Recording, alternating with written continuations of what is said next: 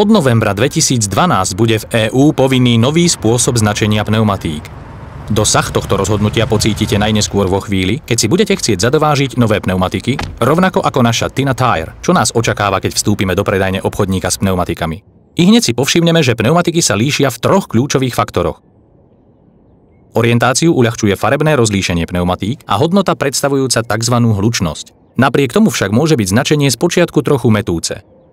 Tina sa už s týmto systémom stretla, pretože sa používa aj na chladničkách.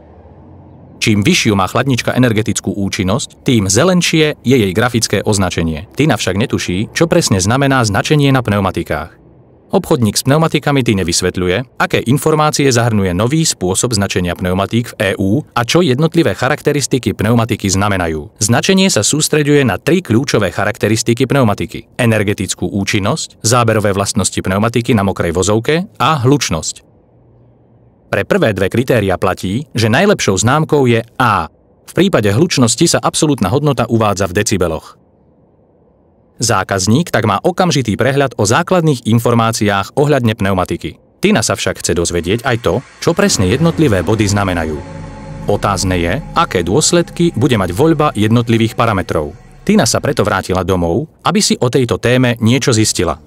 Tina sa najskôr začala zaoberať energetickou účinnosťou pneumatiky, alebo povedzme tým, aký vplyv budú mať použité pneumatiky na spotrebu paliva. Zníženie valivého odporu vždy vedie k úspore paliva a navyše znižuje emisie CO2. Aký je v tejto oblasti rozdiel medzi pneumatikou s hodnotením B a pneumatikou s hodnotením C? Poďme to vyskúšať. Náš test sa začína v Hanoveri. Pri použití pneumatík kategórie C spotrebujete takmer presne o 0,1 litra paliva na 100 km viac ako pri použití pneumatík kategórie B. Platí to ale aj pre dlhé vzdialenosti? Aby sme to zistili, púšťame sa ďalej na juh.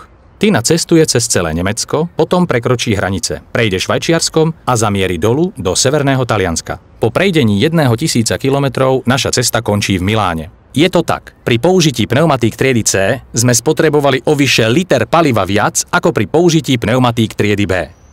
A výpočty môžu pokračovať ďalej rovnakým spôsobom. Pri použití pneumatík triedy E spotrebujete na 1000 km približne o 2 litre paliva viac. A pri použití pneumatík triedy F spotrebujete o 3 litre viac ako pri použití pneumatík triedy B. Pneumatiky triedy D neboli testované, takže otázka spotreby paliva by mala byť jasná. A ako je to s brzdnou dráhou na mokrých vozovkách? Tina sa rozhodla uskutočniť ďalší test. Vozidlo s pneumatikami, ktoré v oblasti brzdnej dráhy patrí do kategórie A, zastaví z rýchlosti 80 km za hodinu v najkratšom čase. Vozidlo s pneumatikami triedy B zastaví o 3 až 6 metrov neskôr. Vozidlo s pneumatikami triedy C potrebuje na zastavenie ešte ďalších 3 až 6 metrov navyše.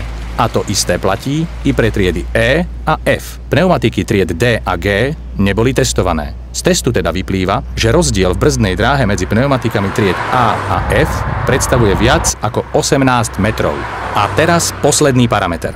Hlučnosť. Tina sa dozvedá, že existujú 3 triedy vonkajšej hlučnosti pneumatiky. Jednotlivé symboly hlučnosti udávajú absolútne hodnoty v decibeloch. Tina si už zistila všetky potrebné informácie a vracia sa k svojmu obchodníkovi s pneumatikami. Obchodník je ohromený. Tina je skutočne orientovaná. Presné parametre pneumatiky možno zistiť len pomocou rozsiahleho testovania, ktoré vykonáva nezávislý inštitút či odborný magazín. Toto testovanie sa zameriava na rôzne faktory, ako sú napríklad charakteristiky aquaplaningu alebo handling na mokrých a suchých vozovkách.